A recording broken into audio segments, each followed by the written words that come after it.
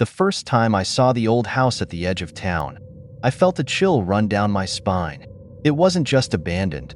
It felt malevolent, as if it were waiting for someone to step inside. That someone turned out to be me. It started with a dare from my friends. We'd been telling ghost stories all night, and naturally, they picked the creepiest place around. The bet was simple: spend 1 hour inside the old house alone. I was always up for a challenge, so I accepted. The front door creaked ominously as I pushed it open. Inside, the air was stale, and the darkness seemed to swallow my flashlight's beam. I walked through the dusty hallways, each step echoing in the silence. As I moved deeper into the house, I felt a growing sense of unease, as if unseen eyes were watching me.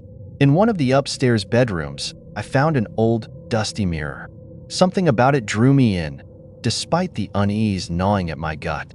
I wiped away the grime, revealing a cracked surface. That's when I saw it, a shadowy figure standing behind me. My heart pounded in my chest as I spun around, but the room was empty. I laughed it off, convincing myself it was just my mind playing tricks. But the feeling of being watched persisted. I checked my watch. I still had 45 minutes to go. I decided to wait it out in the living room, but the oppressive silence made time crawl. Then I heard it, a soft, almost imperceptible whisper. At first, I thought it was the wind, but the whispers grew louder, forming words I couldn't quite understand. My flashlight flickered, and for a moment, the room was plunged into darkness. When the light returned, the whispers stopped, but the sense of dread remained. I decided to leave. The dare wasn't worth it anymore. As I reached the front door, I felt a cold hand grip my shoulder. I froze, terror coursing through me. Slowly, I turned around, but no one was there. The whispering resumed, now directly in my ear.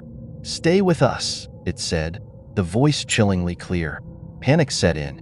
I yanked the door open and fled, not stopping until I was far from that cursed house.